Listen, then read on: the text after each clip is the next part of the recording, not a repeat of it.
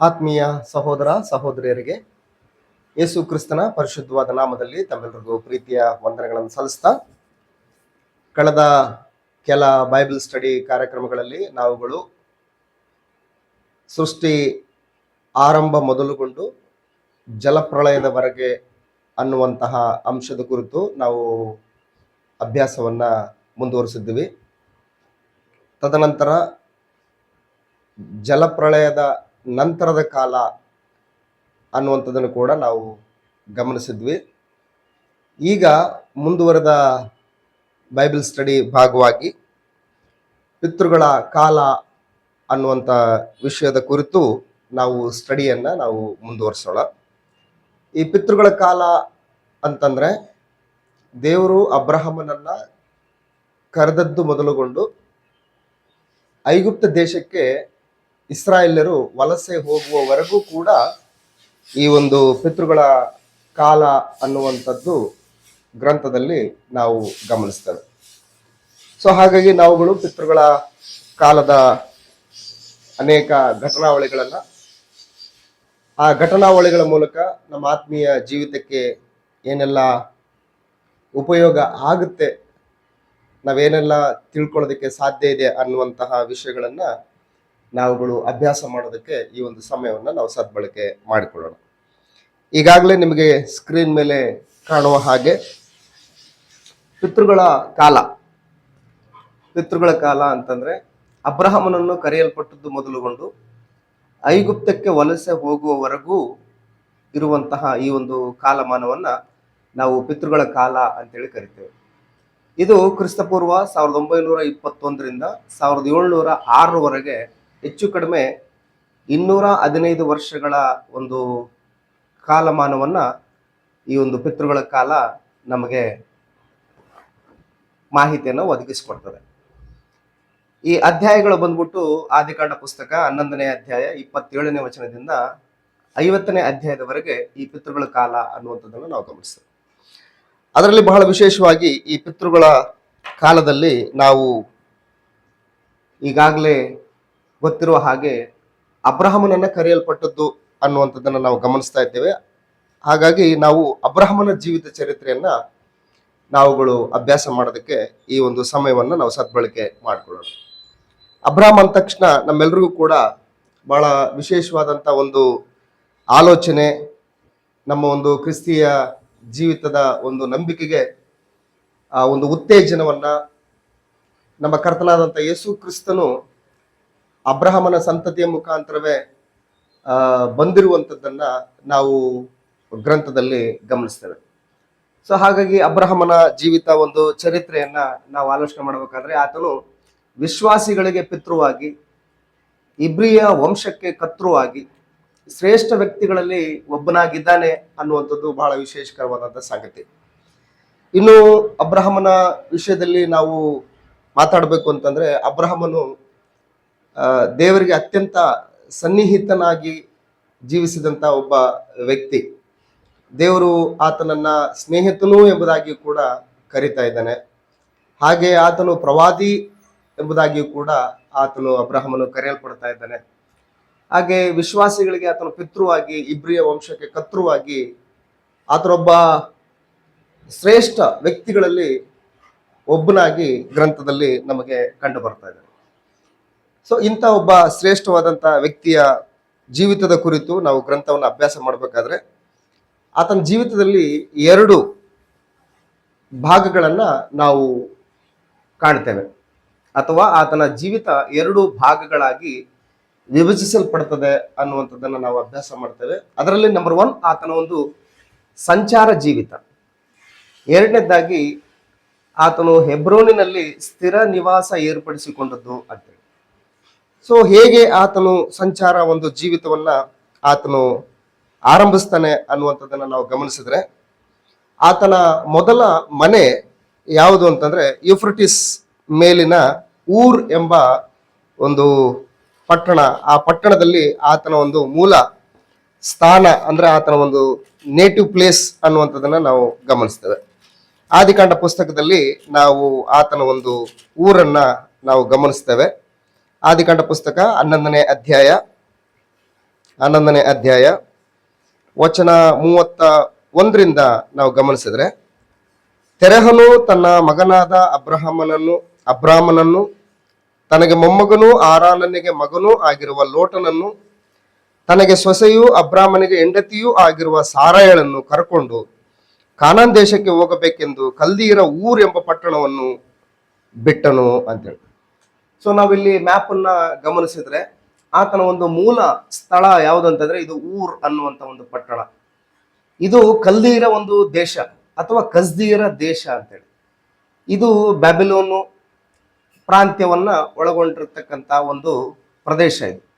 So ಇದಕ್ಕೆ main important ಅಂತಂದ್ರೆ Euphrates ನದಿಯ ಒಂದು ನಾಗರಿಕತೆ ಇಲ್ಲಿ ಆರಂಭವಾಗಿರುವಂಥದ್ದನ್ನು ನಾವು ಗಮನಿಸ್ತೇವೆ. ನಾವೆಲ್ಲರೂ ಕೂಡ ಶಾಲಾ ಕಾಲೇಜುಗಳಲ್ಲಿ ಚರಿತ್ರೆಯನ್ನ ಅಭ್ಯಾಸ ಮಾಡ್ಬೇಕಾದ್ರೆ ಅಲ್ಲಿ ಮೆಸೊಪೊಟೇಮಿಯಾ ನಾಗರಿಕತೆ ಅಂತ ಹೇಳ್ಬಿಟ್ಟು ನಾವು ಅಭ್ಯಾಸ ಮಾಡ್ತೇವೆ. ಈ ಮೆಸೊಪೊಟೇಮಿಯಾ ನಾಗರಿಕತೆ ಅನ್ನುವಂಥದ್ದು ಬಹಳ ಪುರಾತನವಾದಂತಹ ಒಂದು ನಾಗರಿಕತೆಯನ್ನ ಒಳಗೊಂಡಿರ್ತಕ್ಕಂಥದ್ದು ಅಂತೇಳಿ ಅನೇಕ ಒಂದು ಚರಿತ್ರೆಗಳಲ್ಲಿ ನಮಗೆ ಕಂಡು ಬರ್ತದೆ. ಸೊ ಹಾಗಾಗಿ ಅಬ್ರಹಾಮನ ಒಂದು ಸ್ವಂತ ಸ್ಥಳ ಯಾವುದಂತಂದ್ರೆ ಈ ಊರು ಅನ್ನುವಂಥದ್ದು ಯಾವ ರೀತಿಯಾಗಿ ಇದೆ ಅಂತಂದ್ರೆ ಬಹಳಷ್ಟು ವಿಗ್ರಹಾರಾಧನೆಗಳಿಂದ ತುಂಬಿದಂತಹ ಒಂದು ಪ್ರದೇಶವಾಗಿ ಈ ಒಂದು ಕಲ್ದಿಯ ದೇಶ, ಈ ಊರು ಅನ್ನುವಂಥದ್ದು ತುಂಬಿಕೊಂಡ್ಬಿಟ್ಟಿದೆ.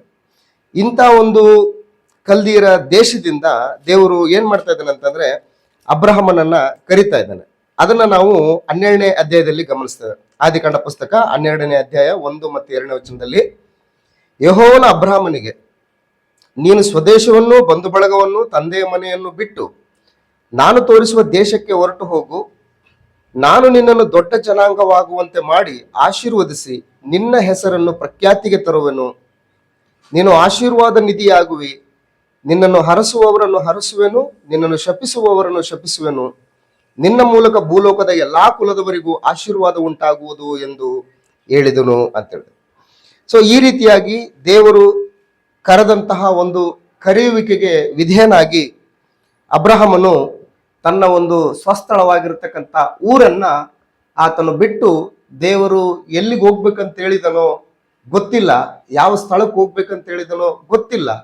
ಆದರೂ ಕೂಡ ತನ್ನನ್ನು ಕರೆದಂತಹ ದೇವರು ನಂಬಿಗಸ್ತನೆಂಬುದಾಗಿ ದೇವರ ಮೇಲೆ ಸಂಪೂರ್ಣವಾದಂತಹ ನಂಬಿಕೆಯನ್ನ ಇಟ್ಟು ತನ್ನ ಪ್ರಯಾಣವನ್ನ ಮುಂದುವರಿಸಿದ್ದನ್ನ ಅಬ್ರಹಾಮನ ಜೀವಿತದಲ್ಲಿ ನಾವು ಗಮನಿಸ್ತೇವೆ. ಹಾಗಾಗಿನೇ ಅಬ್ರಹಾಮನು ವಿಶ್ವಾಸಿಗಳಿಗೆ ಮೂಲ ಕರ್ತೃ ಅಂತೇಳಿ ಕರೆಯಲ್ಪಡೋದಕ್ಕೆ ಸಾಧ್ಯ ಆಯ್ತು ಅನ್ನುವಂಥದ್ರಲ್ಲಿ ಎರಡನೇ ಮಾತಿಲ್ಲ. ಸೊ ಎಲ್ಲಿಗೆ ಹೋಗ್ಬೇಕೋ ಗೊತ್ತಿಲ್ಲ, ಯಾವ ಪ್ರದೇಶಕ್ಕೆ ಹೋಗ್ಬೇಕೋ ಗೊತ್ತಿಲ್ಲ, ಆ ಪ್ರದೇಶದ ಒಂದು ಸ್ಥಿತಿಗತಿಗಳು ಹೇಗಿದೆಯೋ ಗೊತ್ತಿಲ್ಲ, ಅಲ್ಲಿನ ಜನಗಳ ಒಂದು ಸ್ಥಿತಿಗತಿಗಳು, ಆ ಜನಗಳ ಒಂದು ಜೀವನ ಶೈಲಿ, ಆ ಜನಗಳ ಒಂದು ನಾಗರಿಕತೆ ಯಾವ ರೀತಿ ಇದೆಯೋ ಗೊತ್ತಿಲ್ಲ. ಆತನಿಗೆ ಜೀವಿಸುವುದಕ್ಕೆ ಅನುಕೂಲಕರವಾದಂಥ ವಾತಾವರಣ ಇದೆಯೋ ಅಥವಾ ಅನುಕೂಲಕರವಲ್ಲದ ವಾತಾವರಣ ಇದೆಯೋ ಗೊತ್ತಿಲ್ಲ. ಆದ್ರೆ ಇವ್ಯಾವುಗಳ ಬಗ್ಗೆ ಆತನು ಚಿಂತಿಸದೆ, ಇವ್ಯಾವುಗಳ ಬಗ್ಗೆ ಆತನು ಎದೆಗುಂದದೆ, ಜಗ್ಗದೆ, ಕುಗ್ಗದೆ, ತನ್ನನ್ನು ಕರೆದಂತಹ ದೇವರು ನಂಬಿಗಸ್ತನು ಎಂಬುದಾಗಿ ಆತನು ದೇವರ ಮೇಲೆ ಸಂಪೂರ್ಣವಾದಂಥ ನಂಬಿಕೆ ಇಟ್ಟು ತನ್ನ ಪ್ರಯಾಣವನ್ನ ಆತನು ಪ್ರಾರಂಭಿಸಿದ್ದನ್ನ ನಾವು ಗ್ರಂಥದಲ್ಲಿ ಗಮನಿಸ್ತೇವೆ. ಹಾಗಾಗಿನೇ ಅಬ್ರಹಾಮನು ನಂಬಿಕೆಗೆ ಮೂಲ ಪಿತೃ ಅಂತೇಳಿ ಕರೆಸಿಕೊಳ್ಳುವುದರಲ್ಲಿ ಆತನು ಈ ರೀತಿಯಾಗಿ ಹೆಸರನ್ನ ಪಡೆದದ್ದು ಬಹಳ ನಮಗೆ ಆಶ್ಚರ್ಯವನ್ನಿಸ್ತದೆ. ಸೊ ಪರಿಸ್ಥಿತಿಗಳು ಈಗಿದ್ದಾವೆ ಅನ್ನುವಂಥದ್ದನ್ನ ನಾವು ಗಮನಿಸ್ತಾ ಮುಂದೆ ಅಭ್ಯಾಸದಲ್ಲಿ ಸಾಗಿದ್ರೆ, ಇಷ್ಟಕ್ಕೂ ಈ ಒಂದು ಊರು ಯಾವ ರೀತಿಯಾದಂಥ ಒಂದು ಪರಿಸ್ಥಿತಿನ ಒಳಗೊಂಡಿದೆ ಅನ್ನುವಂಥದ್ದನ್ನ ನಾವು ಒಂದ್ಸರಿ ಗಮನಿಸಿದ್ರೆ, ಇದು ವಿಗ್ರಹಾರಾಧನೆಯಿಂದ ತುಂಬಿದಂತ ಒಂದು ಪ್ರದೇಶ ಅಂತೇಳಿ ನಾವುಗಳು ಯೆಹೋಶುವನ ಗ್ರಂಥ 24ನೇ ಅಧ್ಯಾಯದಲ್ಲಿ ವಿಷಯವನ್ನ ನಾವು ಗಮನಿಸ್ತೇವೆ. ಅಂದ್ರೆ ಮೋಶೆಯ ನಂತರದ ನಾಯಕತ್ವವನ್ನ ವಹಿಸಿಕೊಂಡಂತಹ ಯೆಹೋಶುವ ತನ್ನ ಒಂದು ಕೊನೆಯ ಒಂದು ಪ್ರಸಂಗವನ್ನ ಇಸ್ರಾಯೇಲರ ನಡುವೆ ಆತನು ಮಾಡುವಾಗ ಇದರ ಒಂದು ವಿಷಯದಲ್ಲಿ ಆತನು ಮಾತಾಡ್ತಕ್ಕಂಥದ್ದನ್ನ ನಾವು ಗಮನಿಸ್ತೇವೆ. ಯೆಹೋಶುವನ ಗ್ರಂಥ 24ನೇ ಅಧ್ಯಾಯ 2ನೇ ವಚನದಲ್ಲಿ, ಯೆಹೋಶುವನು ಅವರೆಲ್ಲರಿಗೆ, ನಿಮ್ಮ ದೇವರಾದ ಯೆಹೋವನು ಹೇಳುವುದೇನೆಂದರೆ, ಅಬ್ರಹಾಂ, ನಾಹೋರ್ ಎಂಬವರ ತಂದೆಯಾದ ತೆರಹ ಮೊದಲಾದ ನಿಮ್ಮ ಮೂಲ ಪುರುಷರು ಪೂರ್ವದಲ್ಲಿ ಯುಫ್ರಟಿಸ್ ಹೊಳೆಯ ಆಚೆಯಲ್ಲಿದ್ದು ಅನ್ಯ ದೇವತೆಗಳನ್ನು ಪೂಜಿಸುತ್ತಿದ್ದರು ಅಂತ ಹೇಳ್ತಾರೆ. ನೋಡಿ, ಇಲ್ಲಿ ಯುಫ್ರಟಿಸ್ ನದಿ, ಯೂಫ್ರೆಟಿಸ್ ನದಿ ಹೊಳೆಯ ಆಚೆಯಲ್ಲಿ ಈ ಊರ್ ಅನ್ನುವಂಥ ಪ್ರಾಂತ್ಯದಲ್ಲಿ ಏನ್ ಮಾಡ್ತಾ ಇದ್ರು ಅಂತಂದ್ರೆ ಅಬ್ರಹಾಮು, ನಾಹೋರು, ಇವರು ಮತ್ತು ಇವರ ತಂದೆ ಆದಂತ ತೆರಹ ಇವರೆಲ್ಲರೂ ಏನ್ ಮಾಡ್ತಾ ಇದ್ರು ಅಂತಂದ್ರೆ ಇಲ್ಲಿ ಅನ್ಯ ದೇವತೆಗಳನ್ನ ಪೂಜಿಸ್ತಿದ್ರು ಅಂತ ಹೇಳ್ತಾರೆ.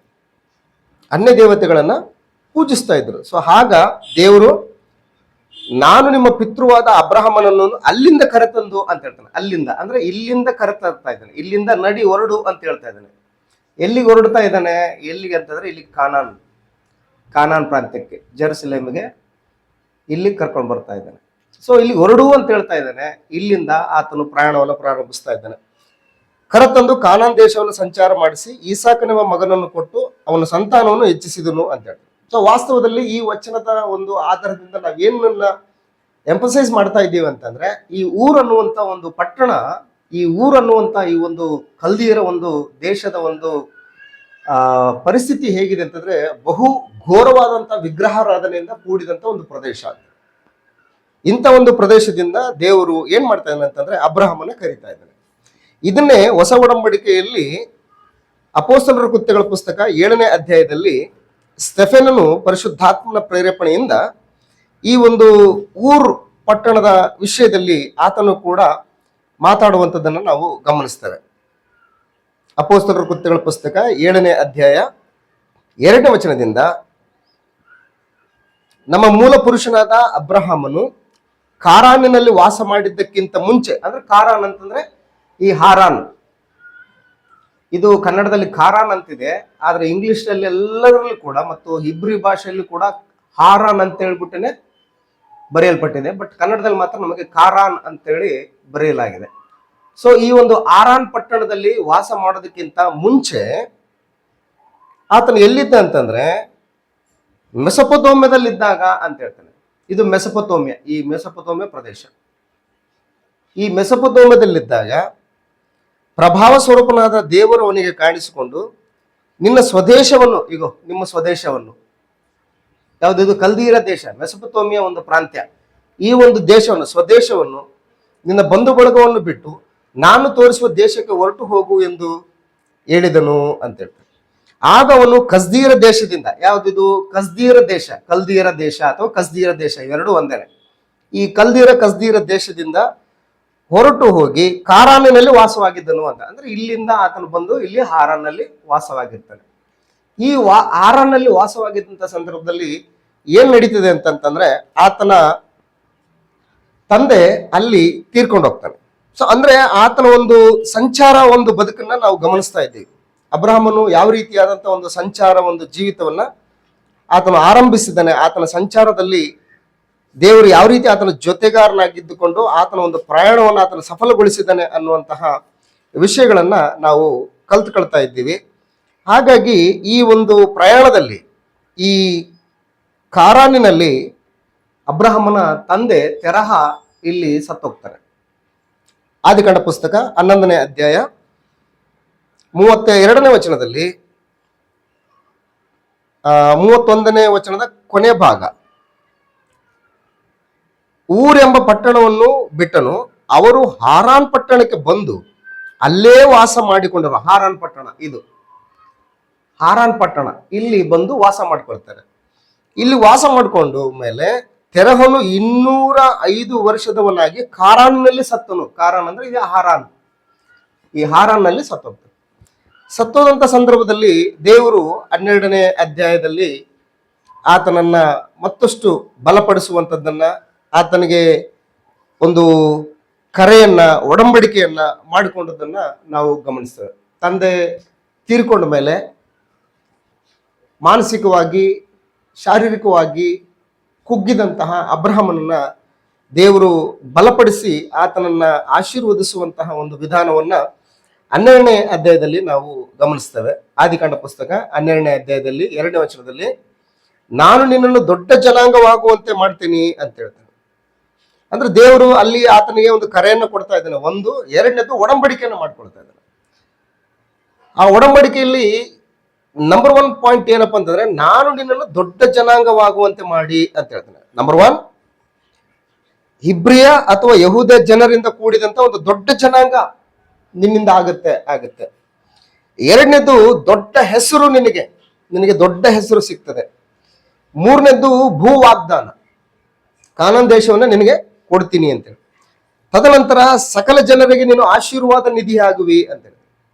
ಸೊ ಈ ಒಂದು ಒಡಂಬಡಿಕೆಯಲ್ಲಿ 4 ವಿಷಯಗಳನ್ನು ನಾವು ಗಮನಿಸ್ತೇವೆ. ಒಂದು ದೊಡ್ಡ ಜನಾಂಗವಾಗುವಂತೆ ಮಾಡ್ತೇನೆ. ಸೊ ಅಬ್ರಹಾಮನ ಸಂತತಿ ಇಡೀ ಪ್ರಪಂಚದಲ್ಲಿ ಬಹುದೊಡ್ಡ ಜನಾಂಗವಾಗಿ ಇವತ್ತು ಹೊರಹೊಮ್ಮಿದೆ ಅಂತಂದ್ರೆ ಅದು ತಪ್ಪಾಗ್ಲಿಕ್ಕಿಲ್ಲ. ಒಂದು. ಎರಡನೇದ್ದು ನೀನು ಆಶೀರ್ವಾದ ನಿಧಿಯಾಗುವಿ ಅಂತ ಹೇಳ್ತಾನೆ. ಅಂದ್ರೆ ಅಬ್ರಹಾಮನ ಸಂತತಿಯ ಮುಖಾಂತರವೇ ಪ್ರತಿಯೊಬ್ಬ ಮನುಷ್ಯನು ಕೂಡ ಆಶೀರ್ವದಿಸಲ್ಪಡಬೇಕು ಅನ್ನುವಂಥದ್ದು ದೇವರ ಒಂದು ಸಂಕಲ್ಪ. ಅದು ಕರ್ತನಾದ ಯೇಸು ಕ್ರಿಸ್ತನ ಮೂಲಕ ಪ್ರತಿ ಮನುಷ್ಯರು ಕೂಡ ತಂದೆಯ ಆಶೀರ್ವಾದವನ್ನು ಪಡೆದುಕೊಳ್ಬೇಕು ಅನ್ನುವಂಥದ್ದು ದೇವರ ಒಂದು ಆಲೋಚನೆ ಆಗಿರೋದ್ರಿಂದ ಇವತ್ತು ಕರ್ತನಾದ ಯೇಸು ಕ್ರಿಸ್ತನ ಮೂಲಕ ಅನೇಕ ಜನರು ತಂದೆಯಾದ ದೇವರ ಬಳಿಗೆ ಬರುವುದರ ಮೂಲಕ, ದೇವರ ಮಕ್ಕಳಾಗುವುದರ ಮೂಲಕ, ದೇವರ ಆಶೀರ್ವಾದಕ್ಕೆ ಬಾಧ್ಯರಾಗುವುದರ ಮುಖಾಂತರ ಇಡೀ ಲೋಕದಲ್ಲಿರ್ತಕ್ಕಂಥ ಬಹುತೇಕ ಜನರು ಆಶೀರ್ವದಿಸಲ್ಪಡ್ತಾ ಇದ್ದಾರೆ ಅಂತಂದ್ರೆ ಕರ್ತನಾದ ಯೇಸು ಕ್ರಿಸ್ತನು ಬಂದದ್ದು ಯಾರ ಸಂತತಿಯಿಂದ ಅಂತಂದ್ರೆ ಅಬ್ರಹಾಮನ ಸಂತತಿಯಿಂದ. ಸೊ ಹಾಗಾಗಿ ಪ್ರಪಂಚದಲ್ಲಿರ್ತಕ್ಕಂತಹ ಬಹುಮುಖ್ಯವಾದಂತಹ ಮತಗಳು ಅದು ಇಷ್ಮಾಯೇಲರ ಸಂತತಿ ಆಗಿರ್ಬೋದು, ಅಥವಾ ಯಹೂದ್ಯ ಸಂತತಿ ಆಗಿರ್ಬೋದು, ಅಥವಾ ಕ್ರೈಸ್ತರು, ಇವರ ಮೂವರಿಗೆ ಕೇಂದ್ರ ಬಿಂದು ಯಾರು ಅಂತಂದ್ರೆ ಅಬ್ರಹಾಮನು. ಅಂದ್ರೆ ಈ 3 ಕ್ಯಾಟಗರಿಯವರು, ಇಷ್ಮಾಯೇಲ್ಯರು, ಯಹೂದ್ಯರು ಮತ್ತು ಕ್ರೈಸ್ತರಿಗೆ ಕೇಂದ್ರ ಬಿಂದು ಯಾರು ಅಂತಂದ್ರೆ ಅಬ್ರಹಾಮನು. ಹಾಗಾಗಿ ಆತನು ದೊಡ್ಡ ಜನಾಂಗವಾಗಿ ಆತನ ಮೂಲಕ ಇಡೀ ಎಲ್ಲ ಜನಾಂಗ ಆಶೀರ್ವಾದವನ್ನು ಹೊಂದುವಂತಹ ಒಂದು ದೊಡ್ಡ ಸ್ಥಿತಿಗೆ ದೇವರು ಅಬ್ರಹಾಮನನ್ನ ನಡೆಸಿದ್ದನ್ನು ನಾವು ಗಮನಿಸ್ತೇವೆ. ಹಾಗಾಗಿ ಅಬ್ರಹಾಮನ ಒಂದು ಪ್ರಯಾಣ ಜೀವಿತ ನಾವು ಗಮನಿಸ್ತಾ ಇರಬೇಕಾದ್ರೆ ಆತನು ತನ್ನ ಸ್ವಂತ ಊರಾದಂಥ ಕಲ್ದೀರ ದೇಶವಾಗಿರ್ತಕ್ಕಂಥ ಊರೆಂಬ ಒಂದು ಪಟ್ಟಣವನ್ನು ಬಿಟ್ಟು ಹಾರಾನ್ ಬಂದು ಇಲ್ಲಿ ವಾಸ ಮಾಡಿದಾಗ, ಇಲ್ಲಿ ಆತನ ತಂದೆ ಸತ್ತೋದ ಮೇಲೆ ದೇವರು ಆತನನ್ನ ಬಲಪಡಿಸಿ, ಅಬ್ರಹಾಮನನ್ನು ಬಲಪಡಿಸಿ ಮತ್ತೆ ಅಲ್ಲಿಂದ ಆತನ ಪ್ರಯಾಣವನ್ನ ಮುಂದುವರಿಸ್ತಾ ಕಾನಾನ್ ದೇಶಕ್ಕೆ ಬಂದು ಮತ್ತೆ ಅಲ್ಲಿಂದ ಐಗುಪ್ತ ದೇಶಕ್ಕೆ, ಮತ್ತೆ ಐಗುಪ್ತ ದೇಶದಲ್ಲಿ ಇಂದ ಆತನು ಪುನಃ ವಾಪಸ್ ಆತನು ಯೆರೂಸಲೇಮಿಗೆ ಬರುವಂಥದ್ದನ್ನು ನಾವು ಗಮನಿಸ್ತೇವೆ. ಸೊ ಈ ಎಲ್ಲಾ ಒಂದು ವಿಷಯಗಳು ಆತನ ಒಂದು ಪ್ರಯಾಣವನ್ನು ಕುರಿತು ಮಾತಾಡುವಂಥದ್ದನ್ನು ನಾವು ಗಮನಿಸ್ತೇವೆ. ಸೊ ಅದೇ 12ನೇ ಅಧ್ಯಾಯದಲ್ಲಿ 6ನೇ ವಚನವನ್ನು ಒಂದ್ಸಾರಿ ಗಮನಿಸಿದ್ರೆ, 4ನೇ ವಚನವನ್ನು ಒಂದ್ಸಾರಿ ಗಮನಿಸೋಣ. 12ನೇ ಅಧ್ಯಾಯ 4ನೇ ವಚನದಲ್ಲಿ, ಯೆಹೋವನು ಹೇಳಿದ ಮೇರೆಗೆ ಅಬ್ರಹಾಮನು ಹೊರಟು ಹೋದನು, ಲೋಟನೂ ಸಂಗಡ ಹೋದನು. ಅಬ್ರಹಾಮನು ಕಾರಾನ್ ಪಟ್ಟಣವನ್ನು ಬಿಟ್ಟು ಹೊರಟಾಗ, ಕಾರಾನ್ ಪಟ್ಟಣ ಇದು ಹಾರಾನ್ ಪಟ್ಟಣ, ಈ ಹಾರಾನ್ ಪಟ್ಟಣವನ್ನು ಬಿಟ್ಟು ಹೊರಟಾಗ 75 ವರ್ಷದವನಾಗಿದ್ದನು. ಅವನು ತನ್ನ ಹೆಂಡತಿಯಾದ ಸಾರಾಳನ್ನು, ತನ್ನ ತಮ್ಮನ ಮಗನಾದ ಲೋಟನನ್ನು, ತಾನೂ ಲೋಟನು ಕಾರಾನಿನಲ್ಲಿ ಸಂಪಾದಿಸಿದ್ದ ಎಲ್ಲಾ ಸ್ವತ್ತನ್ನು, ದಾಸದಾಸಿಯರನ್ನು ತೆಗೆದುಕೊಂಡು ಹೋಗಿ ಕಾನಾನ್ ದೇಶಕ್ಕೆ ಸೇರಿದರು ಅಂತ ಹೇಳ್ತಾರೆ. ಸೊ ಇಲ್ಲಿಂದ ಅವರು ಕಾನಾನ್ ದೇಶಕ್ಕೆ ಸೇರ್ತಾರೆ. ಕಾನಾನ್ ದೇಶಕ್ಕೆ ಸೇರ್ತಾರೆ. ನೆಕ್ಸ್ಟ್ ಮುಂದುವರೆದ ಭಾಗದಲ್ಲಿ 6ನೇ ವಚನದಲ್ಲಿ, ಅಬ್ರಹಾಮನು ಆ ದೇಶದಲ್ಲಿ ಸಂಚರಿಸುತ್ತಾ ಶೆಕೆಮ್ ಕ್ಷೇತ್ರದಲ್ಲಿ ಮೋರೆ ಎಂಬ ವೃಕ್ಷದ ಬಳಿಗೆ ಬಂದನು. ಆ ಕಾಲದಲ್ಲಿ ಕಾನಾನ್ಯರು ದೇಶದಲ್ಲಿದ್ದರು. ಅಲ್ಲಿ ಯೆಹೋವನು ಅಬ್ರಹಾಮನಿಗೆ ದರ್ಶನ ಕೊಟ್ಟು, ನಾನು ಈ ದೇಶವನ್ನು ನಿನ್ನ ಸಂತಾನಕ್ಕೆ ಕೊಡುವೆನು ಅಂದನು.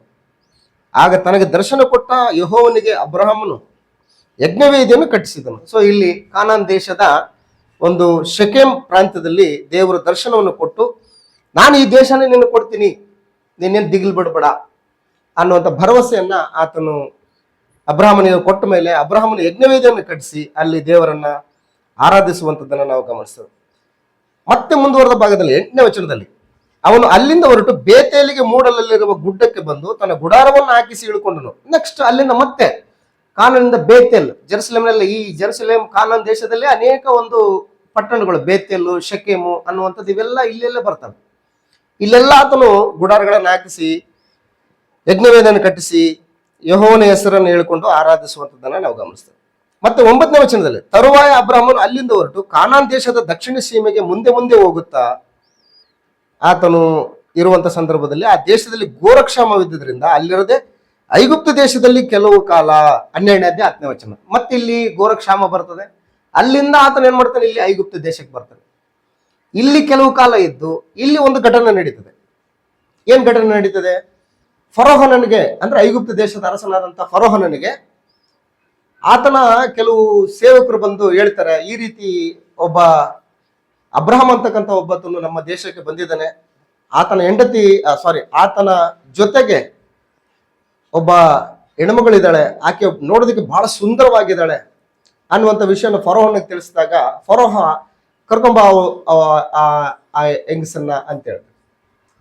ಆಗ ಅಬ್ರಹಾಮ ಹೇಳ್ತಾನೆ, ಈ ದೇಶದ ಜನರು ಬಹಳ ಕಠಿಣವಾದಂತಹ ಸ್ವಭಾವ ಇರೋದ್ರಿಂದ ನಾವು ಆ ಐಗುಪ್ತ ದೇಶದಲ್ಲಿ ಇರಬೇಕಾದಂಥ ಪರಿಸ್ಥಿತಿ ಇರೋದ್ರಿಂದ, ನೀನು ಬಹಳ ಸುಂದರಿಯಾಗಿರೋದ್ರಿಂದ ನಿನ್ನ ವಿಷಯದಲ್ಲಿ ಅಲ್ಲಿರ್ತಕ್ಕಂಥ ಜನರು ನನ್ನನ್ನ ಕೊಂದು ಹಾಕಿ ನಿನ್ನನ್ನ ತೆಗೆದುಕೊಂಡು ಹೋಗ್ತಾರೇನೋ ಅನ್ನುವಂಥ ಒಂದು ಕಾರಣದಿಂದಾಗಿ ನೀನು ನನಗೆ ತಂಗಿ ಅಂತೇಳಿ ಹೇಳು ಅಂತೇಳಿ ಅಬ್ರಹಾಮನು ಸಾರಳಿಗೆ ಹೇಳುವಂಥದ್ದನ್ನ 11 ಮತ್ತು 12ನೇ ವಚನದಲ್ಲಿ ನಾವು ಗಮನಿಸ್ತೇವೆ. 12ನೇ ಅಧ್ಯಾಯ ಆದಿಕಾಂಡ 12ನೇ ಅಧ್ಯಾಯ 11, 12ನೇ ವಚನದಲ್ಲಿ ಅವನು ಐಗುಪ್ತ ದೇಶದ ಹತ್ತಿರಕ್ಕೆ ಬಂದಾಗ ತನ್ನ ಹೆಂಡತಿಯಾದ ಸಾರಳಿಗೆ, ಕೇಳು, ನೀನು ಸುಂದರಿ ಎಂದು ನಾನು ಬಲ್ಲೆ.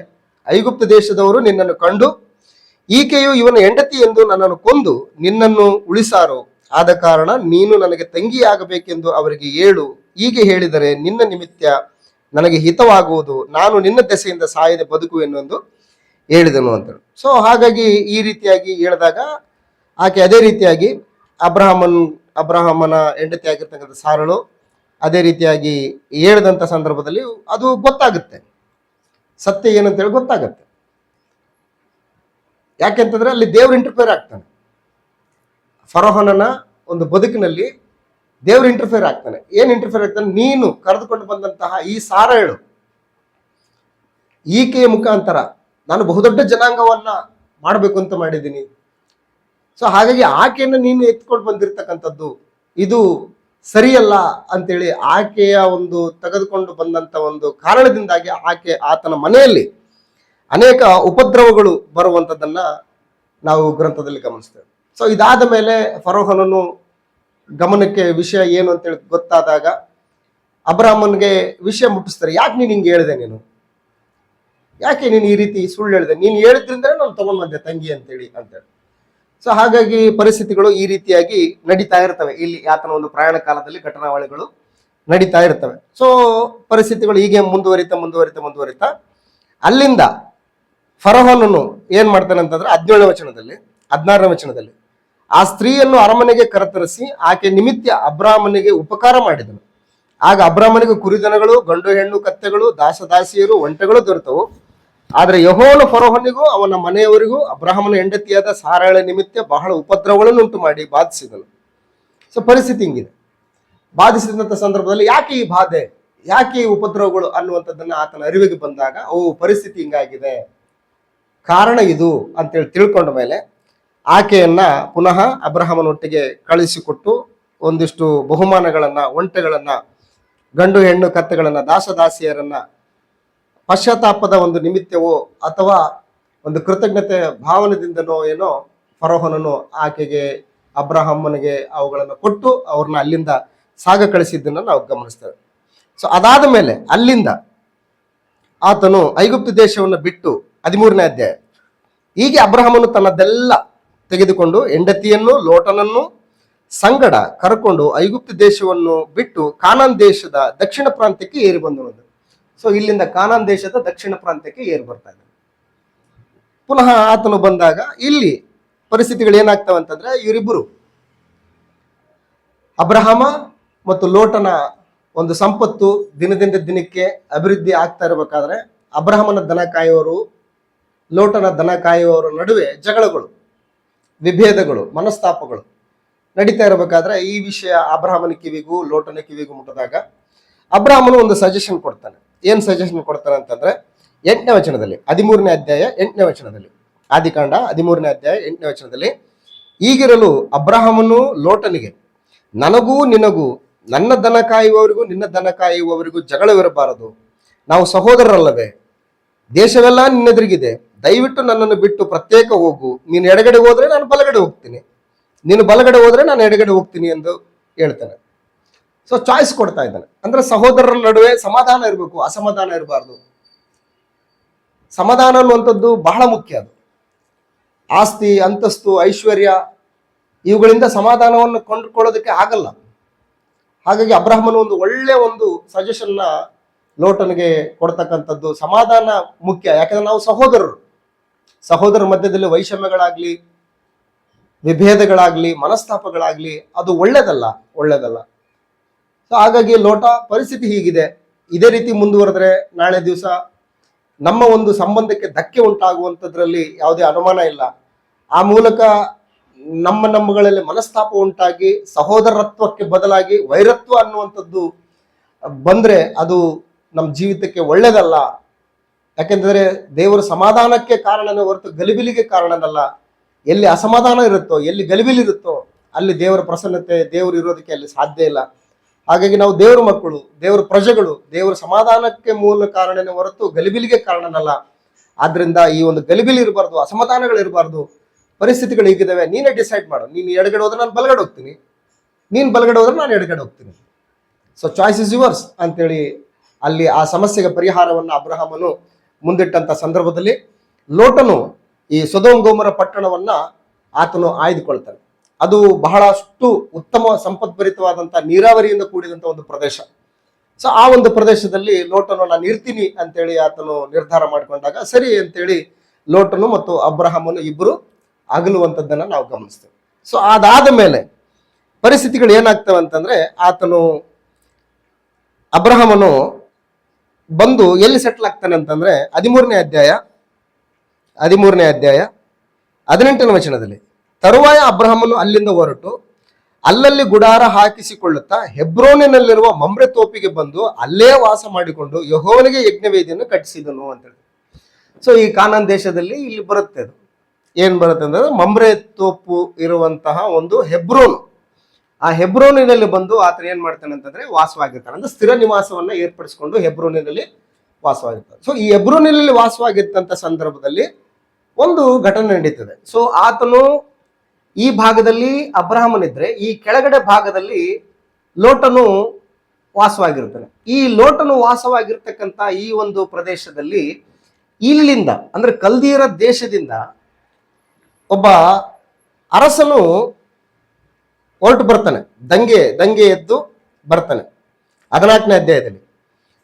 ಆ ದಿವಸಗಳಲ್ಲಿ ಶೀನಾರಿನ ಅರಸನಾದ ಅಮ್ರಫೇಲನು, ಎಲ್ಲಾಜಾರಿನ ಅರಸನಾದ ಅರಿಯೋಕನು, ಏಲಾಮಿನ ಅರಸನಾದ ಕೆದೊರ್ಲ ಗೋಮರನು, ಗೋಯಿಮದ ಅರಸನಾದ ಶಿದ್ಗಾಲನು, ಈ 4 ಈಗ ಲವಣ ಸಮುದ್ರವಾಗಿರುವ ಸಿದ್ದೀಮ್ ತಗ್ಗಿನೊಳಗೆ ಕೂಡಿದ್ದ ಸೊದೋಮಿನ ಅರಸನಾದ ಬೆರಗನು, ಗೊಮರದ ಅರಸನಾದ ಬಿರ್ಷಗನು, ಅದ್ಯಹದ ಅರಸನಾದ ಶಿನಾಬನು, ಚೆಬೋಯಿಮಿನ ಅರಸನಾದ ಶೆಮಬರನು, ಬೆಲಗಿನ ಅಂದರೆ ಚೋಗೋರದ ಅರಸನು ಇವರೊಡನೆ ಯುದ್ಧ ಮಾಡಿದರು ಅಂತೇಳಿ. ಅಂದ್ರೆ ಈ ಪ್ರದೇಶದಲ್ಲಿರ್ತಕ್ಕಂಥ ಕೆದೊರ್ಗ ಅಂತಕ್ಕಂಥ ಒಬ್ಬ ಅರಸ 4 ಜನ ಅರಸರನ್ನ ಸೇರಿಸ್ಕೊಂಡು ಏನ್ ಮಾಡ್ತಾನೆ, ಇಲ್ಲಿಂದ ಬಂದು ಇಲ್ಲಿ ಯುದ್ಧ ಮಾಡ್ತಾನೆ, ಸೊದೋಮ್ ಗೊಮೋರ ಪಟ್ಟಣದಲ್ಲಿ ಯುದ್ಧ ಮಾಡ್ತಾನೆ. ಈ ಒಂದು ಸ್ಥಾನಿಕ ಅರಸರ ಒಂದು ನಡುವೆ ಯುದ್ಧ ಮಾಡದಂತ ಸಂದರ್ಭದಲ್ಲಿ ಅವ್ರನ್ನ ಸೋಲಿಸ್ಬಿಟ್ಟು ಈ ಕೆದೊರ್ಲುಗಳನ್ನ ಏನ್ ಮಾಡ್ತಾನೆ ಅಂತಂದ್ರೆ, ಅಲ್ಲಿರುವಂತ ಒಂದು ಸಂಪತ್ತನ್ನ, ಎಲ್ಲ ದವಸ ಧಾನ್ಯಗಳನ್ನ, ಕುರಿದನಗಳನ್ನ ತಗೊಂಡು ಈ ಕಡೆ ಹೋಗ್ತಾ ಇರ್ಬೇಕಾದ ಸಂದರ್ಭದಲ್ಲಿ ಈ ವಿಷಯ ಅಬ್ರಹಾಮನಿಗೆ ಮುಟ್ಟುತ್ತದೆ. ಅಬ್ರಹಾಮನಿಗೆ ಬಂದು ಮುಟ್ಟಿದಂತ ಸಂದರ್ಭದಲ್ಲಿ 14ನೇ ಅಧ್ಯಾಯ 13ನೇ ವಚನದಲ್ಲಿ, ಆದಿಕಾಂಡ ಪುಸ್ತಕ 14ನೇ ಅಧ್ಯಾಯ 13ನೇ ವಚನದಲ್ಲಿ, ತಪ್ಪಿಸಿಕೊಂಡವನೊಬ್ಬನು ಇಬ್ರಿಯನಾದ ಅಬ್ರಾಮನ ಬಳಿಗೆ ಬಂದು ಇದನ್ನು ತಿಳಿಸಿದನು. ಏನ್ ತಿಳಿಸ್ತಾ ಇದ್ದಾನೆ, ಈ ರೀತಿ ಇಲ್ಲಿಂದ ಕಲ್ದೀರ ದೇಶದಿಂದ ಅರಸರು ಬಂದು ಇಲ್ಲಿರ್ತಕ್ಕಂಥ ಅರಸರನ್ನ ಹೊಡೆದುಬಿಟ್ಟು ನಿನ್ನ ತಮ್ಮನ ಮಗನಾದಂಥ ಲೋಟನನ್ನ ಮತ್ತು ಆತನ ಕುಟುಂಬದವರನ್ನ ಮತ್ತು ಆಸ್ತಿ ಪಾಸ್ತಿಗಳನ್ನ ಇರ್ತಕ್ಕಂಥ ತಗೊಂಡು ಹೋಗ್ತಾ ಇದ್ದಾರೆ ವಾಪಸ್ಸು ಅಂತೇಳಿ. ಈ ವಿಷಯ ತಿಳಿದಂತ ಅಬ್ರಹಾಮ ತನ್ನ ಮನೆಯಲ್ಲೇ ಹುಟ್ಟಿ ಬೆಳೆದು ಶಿಕ್ಷಿತರಾದಂಥ 318 ಮಂದಿ ಆಳುಗಳನ್ನ ಮತ್ತು ವಿಶೇಷವಾಗಿ ಅಮೋರಿಯನಾದ ಮಮ್ರೆಯನ ತೋಪಿನ ಬಳಿಯಲ್ಲಿ ವಾಸವಾಗಿದ್ದಂತ ಮಮ್ರೆಯ ಮತ್ತು ಎಷ್ಕೋಲ್ ಅನೇರರಿಗೆ ಸಹೋದರರು, ಇವ್ರನ್ನು ಕೂಡ ಜೊತೆಲಿ ಕರ್ಕೊಂಡು ಅಬ್ರಹಾಮ್ ಏನ್ ಮಾಡ್ತಾನೆ ಅಂತಂದ್ರೆ, ಇಲ್ಲಿಂದ ಬಂದಿರತಕ್ಕಂಥ ಈ ಕೆದೊರ್ಲಗನು ಮತ್ತು ಇನ್ನು ಮಿಕ್ಕ ಅರಸರ ಒಂದು ದಂಡನ್ನ ಹಿಮ್ಮೆಟ್ಟಿ ಅವರನ್ನ ಒಡೆದು ಅವರನ್ನ ಸೋಲಿಸಿ ಅವರು ದೋಚ್ಕೊಂಡು ಹೋಗಿರ್ತಕ್ಕಂಥ ಸಂಪತ್ತನ್ನು ತಗೊಂಡು ಅವರು ವಾಪಸ್ಸು ಬರ್ತಾನೆ ಅಬ್ರಹಾಮ್. ಸೊ ಆ ರೀತಿಯಾದಂತ ಒಂದು ಕಾರ್ಯಕ್ರಮಗಳು ಅಬ್ರಹಾಮನ ಬದುಕಿನಲ್ಲಿ ನಡೀತಕ್ಕಂಥದ್ದನ್ನ ನಾವು ಗಮನಿಸೋದು. ಈ ರೀತಿ ಆತನು ವಾಪಸ್ ಅವರಿಂದ ಸಂಪತ್ತನ್ನ ತೆಗೆದುಕೊಂಡು ವಾಪಸ್ ಬರುವಂತ ಸಂದರ್ಭದಲ್ಲಿ 17ನೇ ವಚನದಲ್ಲಿ ಆದಿಕಾಂಡ ಪುಸ್ತಕ 14ನೇ ಅಧ್ಯಾಯ 17ನೇ ವಚನದಲ್ಲಿ, ಅವನು ಕೆದೊರ್ಲ ಗೋಮರನನ್ನು ಅವನೊಂದಿಗೆ ಇದ್ದ ರಾಜರನ್ನು ಒಡೆದು ಬಂದ ಮೇಲೆ ಸೊದೋಮಿನ ಅರಸನು ಅವನನ್ನು ಅರಸನ ತಗ್ಗು ಎನಿಸಿಕೊಳ್ಳುವ ಶಾವೆ ತಗ್ಗಿನಲ್ಲಿ ಎದುರುಗೊಂಡನು. ಸೊ ಸೊದೋಮಿನ ಅರಸನು, ಈ ಸೊದೋಮ್ ಅನ್ನುವಂಥದ್ದು ಬರ್ತದೆ, ಸೊದೋಮ್ ಮತ್ತು ಗೋಮರ ಅಂತೇಳಿ. ಈ ಸೊದೋಮಿನ ಅರಸನ ಬಂದು ಅಬ್ರಹಾಮನನ್ನ ಎದುರುಗೊಂಡನು. ಸೊ ಸಾಲೇಮಿನ ಅರಸನಾದ ಮೆಲ್ಕಿಜೆದೇಕನು ಸಹ ಬಂದು ರೊಟ್ಟಿಯನ್ನು ದ್ರಾಕ್ಷರಸವನ್ನು ಕೊಟ್ಟನು. ಈತನು ಯಾರು ಅಂತಂದ್ರೆ ಪರಾತ್ಪರನಾದಂಥ ದೇವರ ಯಾಜಕನು. ಈ ಸಾಲೇಮಿನ ಅರಸನಂದ್ರೆ ಯೆರೂಸಲೇಮಿನ ಅರಸನಾಗಿರ್ತಕ್ಕಂಥ ಮೆಲ್ಕಿಜೆದೇಕನು ಅಂದ್ರೆ ಈತನು ದೇವರ ಯಾಜಕನು ಅಂತ ಹೇಳ್ತಾನೆ. ಅಂದ್ರೆ ಇವಂತ ಡಿಫ್ರೆಂಟ್ ಕ್ಯಾರೆಕ್ಟರ್. ಫಸ್ಟ್ ಟೈಮ್ ಈ ಮೆಲ್ಕಿಜೆದೇಕನು ಪ್ರತ್ಯಕ್ಷನಾಗಿರುವಂಥದ್ದನ್ನ ನಾವು ಈ ಒಂದು ಗ್ರಂಥದಲ್ಲಿ ಗಮನಿಸ್ತೇವೆ. ಆಗ ಆತನು ದೇವರ ಪರಾತ್ಪರನಾದಂಥ ಯಾಜಕನಾಗಿರೋದ್ರಿಂದ ಅಬ್ರಹಾಮನನ್ನು ಆಶೀರ್ವದಿಸಿ ಭೂಮ್ಯಾಕಾಶಗಳನ್ನು ನಿರ್ಮಾಣ ಮಾಡಿದಂಥ ಪರಾತ್ಪರನಾದಂಥ ದೇವರ ಆಶೀರ್ವಾದವು ಅಬ್ರಹಾಮನಿಗೆ ಆಗಲಿ, ಪರಾತ್ಪರನಾದಂಥ ದೇವರನ್ನು ಶತ್ರುಗಳನ್ನು ನಿನ್ನ ಕೈಗೆ ಒಪ್ಪಿಸಿದ್ದಕ್ಕಾಗಿ ಆತನಿಗೆ ಸ್ತೋತ್ರ ಎಂದು ಹೇಳಿದನು. ಸೊ ಅಬ್ರಹಾಮನು ತಾನು ಗೆದ್ದು ತಂದಿದ್ದ ಎಲ್ಲಾ ವಸ್ತುಗಳಲ್ಲಿ 10ನೇ ಒಂದು ಭಾಗವನ್ನು ಅವನಿಗೆ ಕೊಟ್ಟನಂತ. ಸೊ ಈ ರೀತಿಯಾಗಿ ದಶಮಾಂಶ ಅನ್ನುವಂಥದ್ದು ಕೊಡುವಂಥದ್ದು ಅಬ್ರಹಾಮನು ಪ್ರಾರಂಭ ಮಾಡಿದ. ದಶಮಾಂಶ ಅಂತಂದ್ರೆ ಇದೊಂದು ದೇವರಿಗೆ ಕೊಡು ಅಂತ ಹೇಳ್ಬಿಟ್ಟು ಅಲ್ಲಿ ಹೇಳಿಲ್ಲ. ದೇವರು ಮಾಡಿದಂಥ ಉಪಕಾರವನ್ನ ಆತನು ಜ್ಞಪ್ತಿ ಮಾಡಿಕೊಂಡು ಕೃತಜ್ಞತೆ ಭಾವನೆಯಿಂದ ಕೊಟ್ಟಂತ ಒಂದು ಕಾಣಿಕೆ ಅದು. ಸೊ ಕಾಣಿಕೆ ಅದನ್ನೇ ಅವ್ರೇನು ಕೊಟ್ಟಿದ್ದಾರೋ ಅದನ್ನೇ ದೇವರು ಮೋಶೆಯ ಒಂದು ಧರ್ಮಶಾಸ್ತ್ರದಲ್ಲಿ ಇಸ್ರಾಯೇಲರಿಗೆ ಅದನ್ನೇ ಆಜ್ಞಾಪಿಸ್ತಾನೆ ಅವರು, ದಶಮಾಂಶವನ್ನು. ಸೊ ಈ ರೀತಿಯಾದಂಥ ಒಂದು ಘಟನೆ ಅಬ್ರಹಾಮನ ಬದುಕಿನಲ್ಲಿ ನಡೀತದೆ. ಇದಾದ ಮೇಲೆ ಬಹಳ ಇಂಟ್ರೆಸ್ಟಿಂಗ್ ಆಗಿರ್ತಕ್ಕಂಥ ಒಂದು ಪಾಯಿಂಟ್ ಇಲ್ಲಿ ನಾವು ಎಂಫಸೈಸ್ ಮಾಡೋಣ. 21ನೇ ವಚನದಲ್ಲಿ, ಸೊದೋಮಿನ ಅರಸನು ಅಬ್ರಹಾಮನಿಗೆ, ನೀನು ಬಿಡಿಸಿದ ಜನರನ್ನು ನನಗೆ ಒಪ್ಪಿಸು, ಆಸ್ತಿಯನ್ನು ನೀನೇ ತಕ್ಕೋ ಎಂದು ಹೇಳಲು, ಅಬ್ರಹಾಮನು ಅವನಿಗೆ, ಒಂದು ದಾರವನ್ನಾಗಲಿ ಕೆರದ ಬಾರನ್ನಾಗಲಿ ನಿನ್ನದರಲ್ಲಿ ಯಾವುದನ್ನು ತೆಗೆದುಕೊಳ್ಳುವುದಿಲ್ಲ. ಭೂಮ್ಯಾಕಾಶಗಳನ್ನು ನಿರ್ಮಾಣ ಮಾಡಿದ ಪರಾತ್ಪರ ದೇವರಾಗಿರುವ ಯೆಹೋವನ ಕಡೆಗೆ ಕೈ ಎತ್ತಿ ಪ್ರಮಾಣ ಮಾಡ್ತೇನೆ ಅಂತ ಹೇಳಿ. It is very very very very wonderful word. ಇವತ್ತು ಅನ್ಯಾಯವಾಗಿ ಆಗ್ಲಿ ಅಕ್ರಮವಾಗಿ ಆಗ್ಲಿ ಬಂದಂತ ಯಾವ ಸಂಪತ್ತನ್ನು ಕೂಡ ಈತನು ಬಯಸ್ತಾ ಇಲ್ಲ. ಯಾಕೆ ಬಯಸ್ತಾ ಇಲ್ಲ ಅಂತಂದ್ರೆ, ಒಂದು ವೇಳೆ ನಾನೇನಾದ್ರೂ ಈ ಸಂಪತ್ತನ್ನು ತಗೊಂಡ್ರೆ ಮುಂದಿನ ದಿನಮಾನಗಳಲ್ಲಿ ಅಬ್ರಹಾಮನು ಸಂಪದ್ಭರಿತನಾಗಿದ್ದು ಐಶ್ವರ್ಯವಂತನಾಗಿದ್ದು ನನ್ನಿಂದಲೇ ಅನ್ನುವಂತ ಒಂದು ಹೆಸರು ಬರ್ಬೋದು. ಹಾಗಾಗಿ ಮನುಷ್ಯರ ಕ್ರೆಡಿಟ್ಗಳು ನನಗೆ ಬೇಡ, ದೇವರ ಕ್ರೆಡಿಟ್ ನನಗೆ ಬೇಕು, ದೇವರು ಕೊಡ್ಬೇಕು ನನಗೆ ಅಂತೇಳಿ. ಹಾಗಾಗಿ ಇವತ್ತು ದೇವರನ್ನ ಬಿಟ್ಟುಬಿಟ್ಟು ಅನೇಕ ಜನರು ಮನುಷ್ಯರ ಹಿಂದೆ ಹೋಗುವಂಥದ್ದನ್ನ ನಾವು ಗಮನಿಸ್ತೇವೆ. ಅದಕ್ಕೆ ಕೀರ್ತನೆಗಳ ಗ್ರಂಥದಲ್ಲಿ ಬಹಳ ಚಂದವಾದಂಥ ಒಂದು ಮಾತು ನಮಗೆ ನೆನಪಿಗೆ ಬರ್ತದೆ. ಪ್ರಭುಗಳಲ್ಲಿ ಭರವಸೆ ಬಿಡುವುದಕ್ಕಿಂತ ದೇವರನ್ನ ನೆಚ್ಚಿಕೊಳ್ಳುವುದು ಲೇಸು ಅಂತ ಹೇಳ್ತಾನೆ. ಸೊ ಮನುಷ್ಯ ನಮ್ಮ ಹಾಗೆ ಮನುಷ್ಯ, ಆತನು ಉಸಿರು ಹೋಗಲು ಮಣ್ಣಿಗೆ ಸೇರ್ತಾನೆ. ಮನುಷ್ಯನು ಎಷ್ಟು ಮಾತ್ರದವನು. ಆದ್ರೆ ಎಲ್ಲಾ ಸಮಸ್ಯೆಗಳನ್ನು ಪರಿಹರಿಸುವುದಕ್ಕೂ ಎಲ್ಲಾ ಕಾರ್ಯಗಳನ್ನು ಮಾಡುವುದಕ್ಕೂ ಶಕ್ತನೂ ಆಗಿರ್ತಕ್ಕಂಥ ಪರಮ ತಂದೆಯ ಮೇಲೆ ನಾವು ಭರವಸೆ ಇಡಬೇಕು. ಆತನೇ ನಮ್ಮನ್ನು ಉದ್ಧಾರ ಮಾಡಬೇಕು, ಆತನೇ ನಮ್ಮನ್ನು ಅಭಿವೃದ್ಧಿ ಪಡಿಸ್ಬೇಕು. ಆತನ ಅಭಿವೃದ್ಧಿ ಪಡಿಸಿದ್ರೇನೇ ನಾವು ಅಭಿವೃದ್ಧಿ ಆಗ್ತೀವಿ. ಆತನು ಕೊಟ್ಟಾಗ ಆತನು ಹಂಗಿಸೋದಿಲ್ಲ, ನಾನು ಕೊಟ್ಟಿದ್ದೀನಿ ಅಂತ ಹಂಗಿಸಲ್ಲ. ಆದ್ರೆ ಮನುಷ್ಯರು ಏನ್ ಮಾಡ್ತಾರೆ ಅಂತಂದ್ರೆ ಹಂಗಿಸ್ತಾರೆ. ನೀನ್ ನನ್ನಿಂದನೇ ಬೆಳೆದಿದ್ದು, ನಾನೇ ನಿನಗೆ ಮೇಲನ್ನು ಮಾಡಿದ್ದು, ನಾನೇ ನಿನಗೆ ಉಪಕಾರ ಮಾಡಿದ್ದು, ನಾನೇ ನಿನಗೆ ಉದ್ಯೋಗ ಕೊಡಿಸಿದ್ದು, ನಾನೇ ನಿನ್ನ ಈ ಸ್ಥಿತಿಯಿಂದ ಈ ಸ್ಥಿತಿಗೆ ತರಿಸಿದ್ದು ಅಂತೇಳಿ ಅನೇಕ ಸಂದರ್ಭಗಳಲ್ಲಿ ಆಡ್ಕೊಳ್ಳೋದುಂಟು, ಹೇಳ್ಕೊಳ್ಳೋದುಂಟು. ಸೊ ಹಾಗಾಗಿ ಅಬ್ರಹಾಮನ ಬಹಳ ಚಂದವಾಗಿ ಹೇಳ್ತಿದ್ದಾನೆ, ನಾನು ನಿನ್ನಿಂದ ಒಂದು ದಾರವನ್ನಾಗಲಿ ಕೆರದ ಬಾರನ್ನಾಗಲಿ ನಿನ್ನದ್ರಲ್ಲಿ ಯಾವುದನ್ನು ತೆಗೆದುಕೊಳ್ಳೋದಿಲ್ಲ. ಯಾಕೆ ಅಂತಂದ್ರೆ ಅಬ್ರಹಾಮನು ನನ್ನ ಸೊತ್ತಿನಿಂದಲೇ ಐಶ್ವರ್ಯವಂತನಾದನೆಂದು ಹೇಳಿಕೊಳ್ಳುವುದಕ್ಕೆ ನಿನಗೆ ಆಸ್ಪದ ಆಗ್ಬಾರ್ದು. ನನ್ನಿಂದಲೇ ಅಬ್ರಹಾಮ ಇಂಪ್ರೂವ್ಮೆಂಟ್ ಆದ, ನನ್ನಿಂದಲೇ ಅಬ್ರಹಾಮನ ಉನ್ನತವಾದಂತ ಆಸ್ತಿ ಅಂತಸ್ತು ಐಶ್ವರ್ಯ ಉಳ್ಳವಂತ ಆದನು ಅಂತೇಳಿ ಆ ಕ್ರೆಡಿಟ್ ನಿನಗೆ ಬರಬಾರ್ದು. ಯಾಕಂದ್ರೆ ಮನುಷ್ಯರು ಕ್ರೆಡಿಟ್ ತಗೊಳ್ಳುವಂಥದ್ದು ಸರ್ವೇ ಸಾಮಾನ್ಯ. ಆ ಕ್ರೆಡಿಟ್ ತಗೊಳ್ಳೋಕ್ಕೋಸ್ಕರನೇ ಅವರು ಕಾದ್ಕೊಂಡಿರ್ತಾರೆ. ಆದ್ರೆ ದೇವರು ಹಾಗಲ್ಲ. ಹಾಗಾಗಿ ಅಬ್ರಹಾಮನ ಈ ಒಂದು ಥಾಟ್ ಇದೆಯಲ್ಲ, it is very very wonderful thought. So ಪರಿಸ್ಥಿತಿಗಳು ಹೀಗೆ ಅಬ್ರಹಾಮನ ಜೀವಿತ ಚರಿತ್ರೆಯಲ್ಲಿ ನಾವು ಗಮನಿಸ್ತೇವೆ.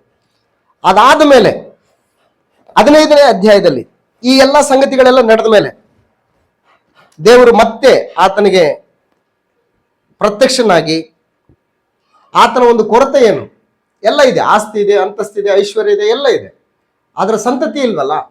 ದೇವರು ವಾಗ್ದಾನ ಮಾಡಿದಂತಹ ವಾಗ್ದಾನ ನೆರವೇರಬೇಕು ಅಂತಂದ್ರೆ ಸಂತತಿ ಬೇಕು. ಹಾಗಾಗಿ ಅಬ್ರಹಾಮನ ಈ ಒಂದು ಚಿಂತೆಯಲ್ಲಿರುವಾಗ, ಈ ಒಂದು ಆಲೋಚನೆಯಲ್ಲಿರುವಾಗ ದೇವರು ಪ್ರತ್ಯಕ್ಷನಾಗಿ, ನೀನು ಧೃತಿಗೆಡಬೇಡ, ನೀನು ಎದೆಗುಂದ್ಬೇಡ, ನೀನೊಂದ್ಸಾರಿ ನಿನ್ ಗುಡಾರದಿಂದ ಆಚೆಪ ನೋಡು, ಆಕಾಶದ ನಕ್ಷತ್ರಗಳನ್ನು ನೋಡು, ನಿನ್ನ ಸಂತತಿಯನ್ನು ಅಷ್ಟು ನಾನು ಹೆಚ್ಚಿಸ್ತೀನಿ, ನಾನು ಹೆಚ್ಚಿಸೋದಕ್ಕೆ ನಾನು ಸಮರ್ಥನಿದ್ದೀನಿ, ನನ್ನ ಮೇಲೆ ನಿನ್ ಭರವಸೆ ಇಡು ಅಂತೇಳಿ ಅಬ್ರಹಾಮನನ್ನು ಬಲಪಡಿಸಿದ್ದನ್ನು ನಾವು ಗಮನಿಸ್ತೇವೆ. ಇದಾದ ಮೇಲೆ ಪರಿಸ್ಥಿತಿಗಳು ಹೇಗೆ ಬದಲಾಗ್ತಾ ಹೋಗ್ತಾವೆ ಅಂತಂದ್ರೆ, ಸಾರಳು ಆಕೆ ತಾಳ್ಮೆಯನ್ನ ಕಳೆದುಕೊಂಡು, ಆ ಒಂದು ನಿರೀಕ್ಷೆಯ ಭರವಸೆಯನ್ನ ಆಕೆ ಕಳೆದುಕೊಂಡು, ನನಗೆ ಮಗು ಬೇಕೇ ಬೇಕು, ನನಗಂತೂ ಪ್ರಾಯ ಕಳೆದೋಗ್ತಾ ಇದೆ, ನೀನು ಕೂಡ ಪ್ರಾಯ ಕಳೆದೋಗ್ತಾ ಇದೆಯಾ ಅಬ್ರಾಮ, ಸೊ ನನ್ನ ದಾಸಿಯಾದಂಥ ಆಗರಳನ್ನ ನೀನು ತಗೊಂಡು ಆಕೆಯ ಜೊತೆಗೆ ನೀನು ಮದುವೆ ಮಾಡಿಕೊಂಡು ನನಗೊಬ್ಬ ಮಗುವನ್ನ ಎತ್ಕೊಡು ಅನ್ನುವಂತ ಒಂದು ಆಲೋಚನೆಯನ್ನ ಮುಂದಿಡ್ತಾಳೆ. ಈ ಆಲೋಚನೆಯನ್ನ ಇಷ್ಟಪೂರ್ವಕವಾಗಿಯೋ ಅಥವಾ ಒತ್ತಾಯದಿಂದ ನನಗೆ ಗೊತ್ತಿಲ್ಲ, ಅಬ್ರಾಹ್ಮನು ಸ್ವೀಕಾರ ಮಾಡಿಕೊಂಡು ಆ ಹಾಗರಳಿಂದ ಇಷ್ಮಾಯೇಲನನ್ನ ಪಡೆದದ್ದನ್ನ ನಾವು ಗ್ರಂಥದಲ್ಲಿ ಗಮನಿಸ್ತೇವೆ. ಈ ಇಷ್ಮಾಯೇಲನ ಜನನ ಆದ್ಮೇಲೆ ಹಾಗರಳು ತನ್ನ ಯಜಮಾನಿಗೆ ತಿರುಗಿ ಬೀಳುವಂಥದ್ದನ್ನ, ಆಕೆ ಗರ್ಭಿಣಿ ಆದಾಗ್ಲೇನೆ ಸಾರಳಿಗೆ ತಿರುಗಿ ಬೀಳುವಂಥದ್ದನ್ನ, ಸಾರಳನ್ನ ತಿರಸ್ಕರಿಸುವಂಥದ್ದನ್ನ ನಾವು ಗಮನಿಸ್ತೇವೆ. ಈ ಒಂದು ಪರಿಸ್ಥಿತಿಗಳು ಹೀಗೆ ನಡೆದಂತ ಸಂದರ್ಭದಲ್ಲಿ ಸಾರಳು ಈ ಒಂದು ಕಂಪ್ಲೇಂಟ್ ಅನ್ನು ಅಬ್ರಹಾಮನಿಗೆ ಹೇಳ್ತಾಳೆ, ನೋಡು ಈ ರೀತಿ ಮಾಡ್ತಾ ಇದ್ದಾಳೆ, ಅದು ನಿನ್ನ ಪರಿಸ್ಥಿತಿಗಳು, ಆ ಸಮಸ್ಯೆನ ನೀನೇ ಬಗೆಹರಿಸ್ಕೊ, ಈಗ ದಾಸಿ ನಿನ್ ಕೈಲಿದ್ದಾಳೆ, ನೀನೇ ಆ ಒಂದು ಸಮಸ್ಯೆನ ಬಗೆಹರಿಸು ಅಂತಂದಾಗ ಸಾರಳು ಏನ್ ಮಾಡ್ತಾಳೆ ಅಂತಂದ್ರೆ, ತನ್ನ ದಾಸಿಯಾದಂಥ ಆಗರಳನ್ನ ಮತ್ತು ಇಷ್ಮಾಯೇಲನನ್ನ ಹುಟ್ಟಿದ ಮಗುವನ್ನ ಮನೆಯಿಂದ ಹೊರಗಾಗ್ತಾಳೆ. ಸೊ ಈ ರೀತಿಯಾದಂಥ ಒಂದು ಘಟನೆಗಳು ನಡೀತವೆ. ಅಲ್ಲಿ ದೇವದೂತನು ಪ್ರತ್ಯಕ್ಷನಾಗಿ, ನೀನು ಯಜಮಾನಿಗೆ ನೀನು ವಿಧೇಯಳಾಗಿರ್ಬೇಕು, ಈ ರೀತಿ ಮಾಡಬಾರದು ಅಂತೇಳಿ ಪುನಃ ಬುದ್ಧಿ ಮಾತನ್ನ ಯೆಹೋವನ ದೂತನಿಂದ ಪಡೆದುಕೊಂಡು ಪುನಃ ಬಂದು ಆಕೆ ಯಜಮಾನಿ ಬಳಿಯಲ್ಲಿ ತಂಗುವಂಥದ್ದನ್ನ ನಾವು ಗಮನಿಸ್ತೇವೆ. ಇನ್ನು ಮುಂದುವರೆದ ಭಾಗದಲ್ಲಿ ಅಬ್ರಹಾಮನಿಗೆ ದೇವರು ವಾಗ್ದಾನ ಮಾಡಿದಂತಹ ಸಂತತಿ, ಪುತ್ರ ಸಂತಾನ ಇಸಾಕನು ವಾಗ್ದತ್ತ ಪುತ್ರ 100ನೇ ವರ್ಷದಲ್ಲಿ ಜನಿಸಿದಂಥದ್ದನ್ನ ನಾವು ಗಮನಿಸ್ತೇವೆ. ಸಾರಳಿಗೆ ಮತ್ತು ಅಬ್ರಹಾಮನಿಗೆ ವಯಸ್ಸಿನಲ್ಲಿ ವ್ಯತ್ಯಾಸ 10 ವರ್ಷಗಳು. ಅಬ್ರಹಾಮ 10 ವರ್ಷ ದೊಡ್ಡವರಾದ್ರೆ ಸಾರಳು 10 ವರ್ಷ ಚಿಕ್ಕವರು.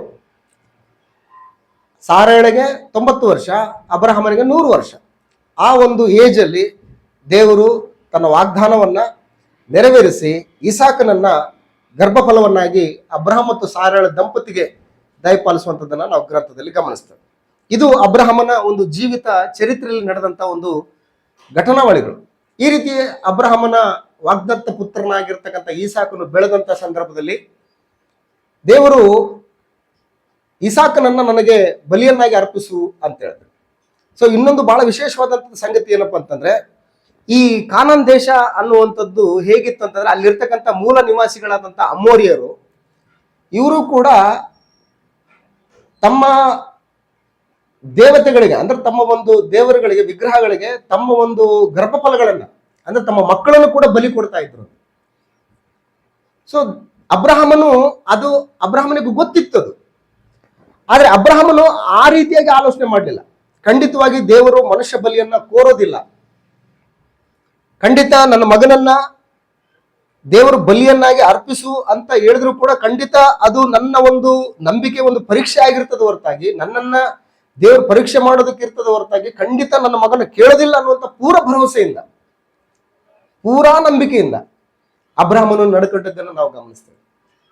ಅಬ್ರಹಾಮನು ಇಸಾಕನಿಗೆ ಹೇಳ್ತಾನೆ, ನಾವು ಬೆಟ್ಟಕ್ಕೆ ಹೋಗ್ಬೇಕು, ದೇವರನ್ನ ಆರಾಧಿಸ್ಬೇಕು, ದೇವರಿಗೆ ಬಲಿಯನ್ನು ಅರ್ಪಿಸ್ಬೇಕು ಅಂದಾಗ ಕಟ್ಟಿಗೆ ಇದೆ, ಬೆಂಕಿ ಇದೆ, ಸಮರ್ಪಿಸಬೇಕಾದಂತಹ ಯಜ್ಞಕ್ಕೆ ಬೇಕಾದಂತಹ ಕುರಿಯಲ್ಲಿ ಅಂತ ಕೇಳ್ತಾನೆ. ಅದನ್ನು ದೇವರೇ ಒದಗಿಸ್ಕೊಡ್ತಾನೆ, ನಾವು ಹೋಗಿ ಯಜ್ಞನ ಅರ್ಪಿಸ್ಬರ್ತೀವಿ, ನೀವು ಇಲ್ಲೇ ಇರ್ರಿ ಅಂತ ಹೇಳಿ ತನ್ನ ದಾಸರಿಗೂ ಕೂಡ ಅಬ್ರಹಾಮನ್ ಹೇಳುವಂಥದ್ದು. ಸೊ ಅಂದ್ರೆ ಈ ಎಲ್ಲಾ ಮಾತುಗಳಿಂದ ಅರ್ಥ ಏನಾಗುತ್ತೆ ಅಂತಂದ್ರೆ, ಅಬ್ರಹಾಮನಿಗೆ 100% ಕಾನ್ಫಿಡೆಂಟ್ ಇದೆ, 100% ವಿಶ್ವಾಸ ಇದೆ, ದೇವರು ಖಂಡಿತ ಕೂಡ ನರಬಲಿಯನ್ನ ಆತನು ಕೋರೋದಿಲ್ಲ. ಈ ಅಮೋರಿಯರ ಅನ್ಯ ದೇವತೆಗಳ ಹಾಗೆ, ವಿಗ್ರಹಗಳ ಹಾಗೆ ದೇವರು ನರಬಲಿಯನ್ನು ಕೋರೋದಿಲ್ಲ ಅನ್ನುವಂಥದ್ದು ಬಹಳ ಸ್ಪಷ್ಟವಾದಂಥ ವಿಶ್ವಾಸ ಅಬ್ರಹಾಮನಲ್ಲಿ ನಮಗೆ ಎದ್ದು ಕಾಣ್ತಾ ಇತ್ತು. ಸೊ ಅದೇ ರೀತಿಯಾಗಿ ದೇವರು ಆತನ ಒಂದು ನಂಬಿಕೆಯನ್ನ ಆತನು ಮುಂದುವರಿಸಿ ಇನ್ನೇನು ಇಸಾಕನನ್ನ ಸಮರ್ಪಿಸಬೇಕು ಅನ್ನುವಂತ ಆ ಒಂದು ಗಳಿಗೆಯಲ್ಲಿ ದೇವರ ಸಂದೇಶ, ನಿಲ್ಲು ಅಂತ ಹೇಳ್ತಾರೆ. ಇಸಾಕನನ್ನ ನೀನು ಸಮರ್ಪಿಸ್ಬೇಡ, ಯಾಕಂದ್ರೆ ನಿನ್ನ ವಿಶ್ವಾಸ ಏನಂತ ಗೊತ್ತಾಯ್ತು, ಅಗೋ ಅಲ್ಲಿ ಒಂದು ಕುರಿಮರಿ ಇದೆ, ಅದನ್ನ ನೀನು ತಗೊಂಡು ಅರ್ಪಿಸು ಅಂತ ಹೇಳ್ತಾರೆ.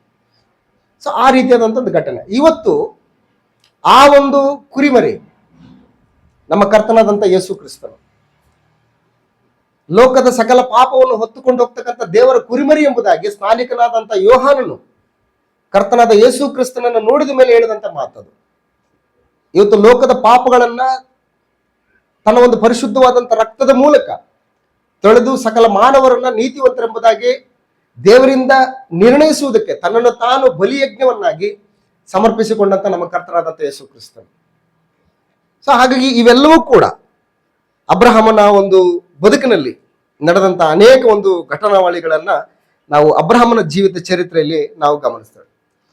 ಸೊ ಪರಿಸ್ಥಿತಿಗಳು ಈ ರೀತಿಯಾಗಿ ಅಬ್ರಹಾಮನ ಜೀವಿತ ಚರಿತ್ರೆಯಲ್ಲಿ ಈ ರೀತಿಯಾದಂತಹ ಒಂದು ವಾತಾವರಣದಲ್ಲಿ ಪರಿಸ್ಥಿತಿಗಳಲ್ಲಿ ನಡೀತಕ್ಕಂಥದ್ದನ್ನು ನಾವು ಗ್ರಂಥದಲ್ಲಿ ಅಭ್ಯಾಸ ಮಾಡ್ತೇವೆ. ಸೊ ಈ ರೀತಿಯಾದಂಥ ಒಂದು ಅಬ್ರಹಾಮನ ಜೀವಿತ ಚರಿತ್ರೆಯನ್ನ ನಾವೆಲ್ಲರೂ ಕೂಡ ಇನ್ನಷ್ಟು ಆಳವಾಗಿ ಇದನ್ನು ಆಧಾರವಾಗಿಟ್ಟುಕೊಂಡು ಇನ್ನಷ್ಟು ಆಳವಾಗಿ ಅಭ್ಯಾಸ ಮಾಡಿ ದೇವರ ಅಬ್ರಹಾಮನ ಜೀವಿತದಲ್ಲಿ ನಡೆಸಿದಂಥ ಕಾರ್ಯಕ್ರಮಗಳೇನು, ಆತನ ಸಂಚಾರ ಜೀವಿತ ಹೇಗಿತ್ತು, ಆತನ ಹೆಬ್ರೋನಿನಲ್ಲಿ ಸ್ಥಿರವಾದಂಥ ನಿವಾಸವನ್ನು ಮಾಡಿಕೊಂಡು ಆತನ ಹೇಗೆ ವಾಸವಾಗಿದ್ದ ಅನ್ನುವಂಥ ಅನೇಕ ವಿಷಯಗಳನ್ನ ನಾವು ಅರ್ಥ ಮಾಡಿಕೊಂಡು ನಾವು ಕೂಡ ನಮ್ಮ ಕರ್ತನಾದ ಯೇಸು ಕ್ರಿಸ್ತನಲ್ಲಿ ನಮಗೆ ನೇಮಕವಾದಂಥ ಈ ವಿಶೇಷವಾದಂಥ ಕ್ರಿಸ್ತಿಯ ಜೀವಿತವನ್ನ ಭಯಭಕ್ತಿಯಿಂದ ಮುಂದುವರಿಸಿಕೊಂಡು ಹೋಗ್ಲಿಕ್ಕಾಗುವ ಹಾಗೆ ಈ ಒಂದು ಅಬ್ರಹಾಮನ ಜೀವಿತ ಚರಿತ್ರೆಯ ಮೂಲಕ ಆದರಣೆಯನ್ನ, ಪ್ರೋತ್ಸಾಹವನ್ನು, ಉತ್ತೇಜನವನ್ನು ನಾವು ಪಡ್ಕೊಂಡು ಮುಂದೆ ಸಾಗೋಣ ಅಂತೇಳಿ ನನ್ನನ್ನು ಎಚ್ಚರಿಸಿಕೊಂಡು ನಿಮ್ಮನ್ನು ಎಚ್ಚರಿಸಿ ಕೊನೆಯದಾಗಿ ಒಂದು ವಚನವನ್ನ ನಾವು ಗಮನಿಸಿದ್ರೆ ಇಬ್ರಿಯರಿಗೆ ಬರೆದ ಪತ್ರಿಕೆ 11ನೇ ಅಧ್ಯಾಯದಲ್ಲಿ ಅನೇಕ ವಿಶ್ವಾಸ ವೀರರನ್ನು ನಾವು ಗಮನಿಸ್ತೇವೆ.